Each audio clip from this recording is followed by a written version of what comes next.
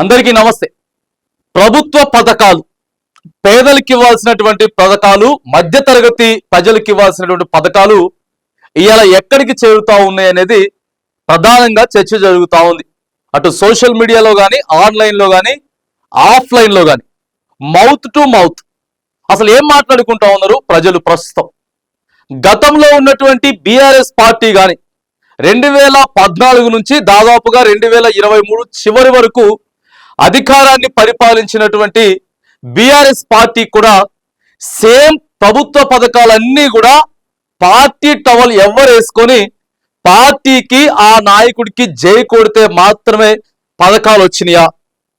So ఏం జరుగుతా ఉంది? ఎందుకు ఇట్లా? కేవలం అధికారంలోకి వచ్చిన అంతసేపు నేను ముఖ్యమంత్రిగా ప్రమాణ స్వీకారం చేస్తా ఉన్నా, నేను మంత్రిగా ప్రమాణ స్వీకారం చేస్తా ఉన్నా, నేను శాసనసభ్యుడిగా ప్రమాణ స్వీకారం చేస్తా ఉన్నా, అది కూడా రాజ్యాంగంలో ఉన్నటువంటి విలువలన్నిటిని కూడా నేను కాపాడుతానని చెప్పేసి బాజాప్తా ఓటు వేసి మరి ఆ రోజు ప్రమాణ స్వీకారం చేస్తాం. మరి ఆ తదుపరి ప్రమాణ స్వీకారం చేసిన తర్వాత తెలంగాణ ప్రజలంతా కూడా ప్రభుత్వంలో పాలి భాగస్తులే, ప్రతి ఒక్కరు కూడా ట్యాక్స్ కడతా ఉన్నారు.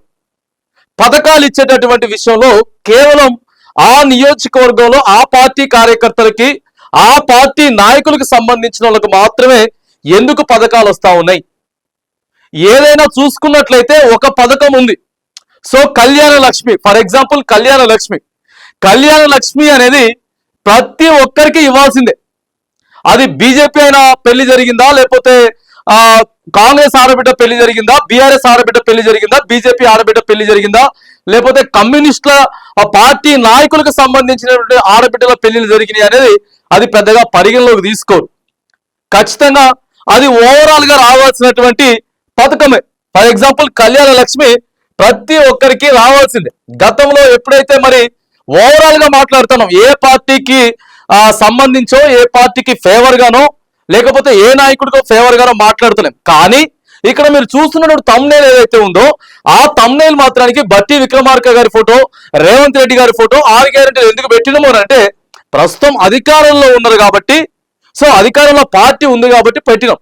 కళ్యాణ లక్ష్మి, ఇక కళ్యాణ లక్ష్మి పథకం వచ్చేసేసి అందరికీ రావాల్సిందే, మొత్తం టోటల్ గా అందరికీ రావాల్సిందే. కానీ మరి గత ప్రభుత్వంలో ఉన్నటువంటి ఫర్ ఎగ్జాంపుల్ డబుల్ బెడ్రూమ్లు కానీ లేకపోతే ఎన్నో జరిగినాయి. ఇక డబుల్ బెడ్రూమ్లో లేకపోతే ఇక బంధులు ఇచ్చారు, దళిత బంధు, లేకపోతే బీసీ బంధు. సో ఇట్లా కొన్ని ప్రతిష్టాత్మకమైనటువంటి పథకాలు కేవలం అప్పుడు బీఆర్ఎస్ పార్టీ వాళ్ళకే వచ్చినాయి. అంటే పార్టీ టవల్ వేసుకున్న వాళ్ళకి మాత్రమే పథకాలు వచ్చినాయి అని అది ఎవరు ఒప్పుకోకపోయినా అది వాస్తవం. అది బాజాప్తా 100కు 100% కరెక్ట్. సో మరి ఇప్పుడు 6 గ్యారెంటీలు ఇక్కడ కనబడతా ఉన్నాయి. 6 గ్యారెంటీలలో మరి కొన్ని విషయాలు, ఒక సందర్భం ఏంటంటే, ఒక విచిత్రమైనటువంటి విషయం ఏంటంటే, ఇప్పుడు రాజీవ్ యువ వికాసం ఏదైతే ఉందో ఈ యువ వికాసానికి ఏం చెప్తున్నారు తెలుసా? పార్టీ కార్యకర్తలకు అని చెప్పి డైరెక్ట్ గా చెప్తున్నారు. దినపత్రికలో అదే కనపడతా ఉంది.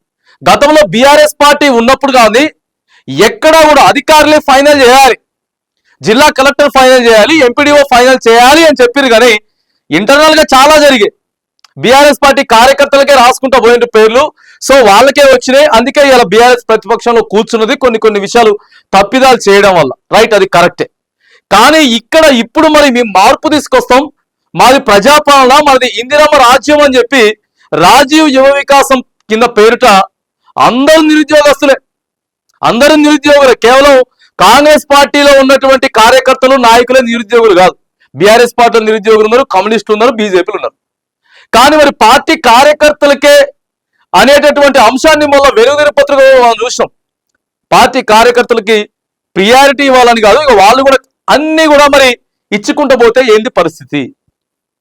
సో రేపు పొద్దుగాల మళ్ళీ కాంగ్రెస్ పార్టీ, సో ఇలా బీఆర్ఎస్ పార్టీ ఎట్లయిందో కాంగ్రెస్ పార్టీ పరిస్థితి కూడా అట్లే అవుతుంది. అధికారంలోకి వచ్చేటటువంటి అవకాశం ఉంటుందా? కేవలం కార్యకర్తలకే అన్ని పథకాలు ఇచ్చుకుంటూ పోతే. తర్వాత మహాలక్ష్మి పథకం, అసలు అది లేదు, పక్కగా పెట్టుకోండి. ఇందిరమ్మ ఇండ్లు ప్రస్తుతం ఏం జరుగుతా ఉందనంటే, ఇందిరమ్మ ఇండ్లు ప్రజెంట్ ట్రెండింగ్ లో ఉన్నాయి. ఇందిరమ్మ ఇండ్లు, ఆ తర్వాత యువ వికాసం, ఆ తర్వాత వచ్చేసి రేషన్ కార్డులు. ఈ మూడు ప్రధానంగా జరుగుతా ఉన్నాయి.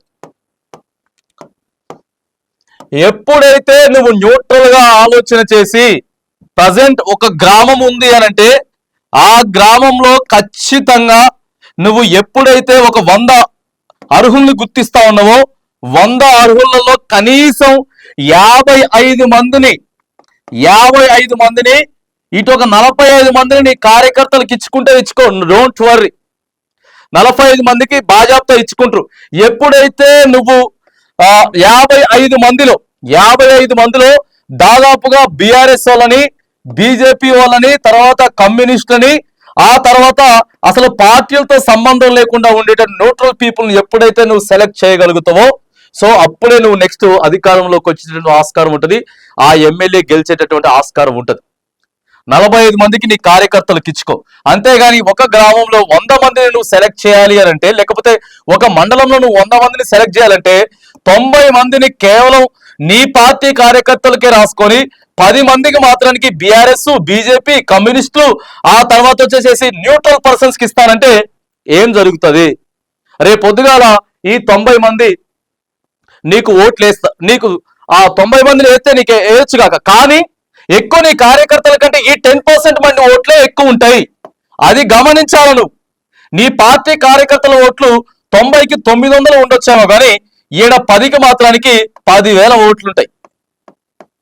సో రానోడు ఎక్కువ శాతం మంది ఉంటారు. న్యూట్రల్గా ఉండేటోళ్ళు ఒక పార్టీ కంటే అదర్ పార్టీస్ వాళ్ళు ఎక్కువ మంది ఉంటారు. కాబట్టి ఇక్కడ ఆలోచన చేసుకోవాలి, ఓటింగ్ పర్సంటేజ్ ఆలోచన చేసుకోవాలి. ఇవాళ నీ ఓడు నీకు ఓటైతే కాదు, అది జరగనటువంటి ముచ్చట. అంటే పార్టీ కార్యకర్తలు కాకుండా ఎవరైతే పథకాలు వచ్చినాయో ఆ పథకాలు వచ్చినటువంటి వాళ్ళు మాత్రమే నీకు ఓట్లు లేదనుకుంటే గెలిచేటటువంటి ప్రసక్తి ప్రస్తుతం లేదు.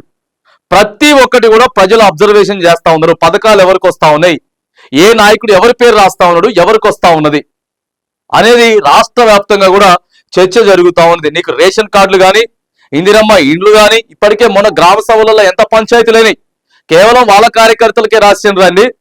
ఇల్లున్న వాళ్ళకే మళ్ళీ ఇల్లు వస్తా ఉన్నాయి. కనీసం గుడిసెలు ఉండేటువంటి ఇల్లు రాలేదు, కానీ ఆల్రెడీ ఇల్లున్న వాళ్ళకి ఇల్లు వచ్చినాయి అని చెప్పి మస్తు ముచ్చట జరిగింది. ఇక యువ వికాసం ఏప్రిల్ 5 వరకు దరఖాస్తులు పెట్టుకోమని చెప్పిండ్రు. జూన్ 2వ తారీఖు వరకు దీన్ని ఫైనల్ చేస్తామని చెప్పారు. ఇదే ముచ్చట ఆన్లైన్ ప్రస్తుతం ఆన్లైన్ జరుగుతూ ఉంది. దీంట్లో కూడా తీసుకొచ్చి కేవలం పార్టీ కార్యకర్తలకే ఇస్తాం అని అంటే మాత్రానికి మీ ఇష్టం, దాన్ని ఎవ్వరు కాపాడలేడు. కానీ అధికారంలోకి రావడానికి మళ్ళీ మీ కార్యకర్తలకే పథకాలు ఇచ్చుకోవడానికి, మళ్ళా మీరు గెలిస్తే మీ కార్యకర్తలకు కొంతమందికన్నా ఇచ్చుకోవడానికి అవకాశం ఉంటుంది. కానీ రైట్ బాజాప్తా ప్రజలు గద్దె దించుతారు. ఎందుకంటే క్లియర్ గా మనం బీఆర్ఎస్ ని చూసినాం. అంతేగాని ప్రతి పథకం ఇగో మా టవల్ కప్పుకున్నోనికే ఇస్తా అంటే మాత్రానికి చాలా ఇబ్బంది అవుతుంది. శాశ్వతం కాదు, అధికారం శాశ్వతం కాదు. 2023 డిసెంబర్ 9న అధికారం చేపట్టినాం. ఇగో ఇప్పటికి సంవత్సరం అయిపోతా ఉంది. ఇంకో 3 ఏళ్ళు అయితే మళ్ళీ ఎన్నికలు వస్తాయి, ప్రజలు సమాధానం చెప్తారు. ప్రతిదీ కూడా ప్రజలు నిశ్చితంగా గమనిస్తారు. కాబట్టి అందుకే ఎమ్మెల్యేలు కానీ, మంత్రులు కానీ, ప్రభుత్వ పెద్దలు కానీ దయచేసి పథకాలు ఎలా అందుతా ఉన్నాయి, ఎలా చేరుతా ఉన్నాయి అనేది క్షేత్రస్థాయిలో ఆలోచన చేయండి. క్షేత్రస్థాయిలో ఆలోచన చేసి అరే మన పార్టీ కార్యకర్తలకి కాదు, మన పార్టీ కార్యకర్తలకి కొద్దిగా తక్కువైనా పర్లేదు, కానీ ఇగో న్యూట్రల్ పర్సన్స్ కి ఎక్కువగా వచ్చేటటువంటి ప్రయత్నం చేయండి. సో అప్పుడే మనం తీసుకొచ్చింది మార్పు అవుతుంది. అప్పుడు వాళ్ళని ఒక వేలు చూపించినాం. సో ఇక మనల్ని ఎవరు కూడా చూపించడానికి ఆస్కారం లేకుండా ఎప్పుడైతే పరిపాలన చేయగలుగుతావో నెక్స్ట్ టర్మ్ కూడా పరిపాలించేటటువంటి అవకాశం, అధికారం వస్తుంది. అంతేగాని మేము ఇట్లనే చేసుకుంటా పోతే మాత్రానికి ఇగో పథకాలన్నీ పార్టీ ఆ కండువలకైనా అనేది సోషల్ మీడియాలో ఎక్కువ చర్చ జరుగుతూ ఉన్నది. దయచేసి ఆలోచన చేసుకోండి. ఒకసారి మాకు చాలు అధికారం, ఏది పడితే చేసుకుంటా పోతామంటే మాత్రానికి నెక్స్ట్ అధికారంలోకి వచ్చే ఆస్కారాలు ఉండవు. కాబట్టి మరొకసారి క్లియర్ గా నిశ్చితంగా పరిశీలనలు చేసుకొని పథకాలు ఏవైతే ఉన్నాయో లబ్ధిదారులకి చక్కగా చేకూరేటట్టు రైట్ ఇచ్చుకోండి. మీరు కార్యకర్తలకు ఇవ్వద్దని చెప్పి ఎవరు చెప్తలేరు. ఆయన నిరుద్యోగే, ఆయన అర్హుడే, బాజాప్తా పార్టీ కోసం కష్టపడ్డాడు. కాకపోతే కొంత డిఫరెన్సియేషన్స్ చూపించండి. ఎందుకంటే ఇచ్చే వాళ్ళ తక్కువ, కొంచెం ఎక్కువ. సో ఇట్లా బ్యాలెన్స్ చేసుకుంటూ పోవాలి తప్ప పూర్తిగా ఒక పక్కనే మా ఇష్టం వచ్చింది చేసుకుంటూ పోతే మాత్రానికి అధికారాలు శాశ్వతం కాదు అనేది మరి ప్రస్తుతం అధికారంలో పెద్దలంతా కూడా గుర్తు చేసుకోవాలని చెప్పేసి మనం చెప్తా ఉన్నాం.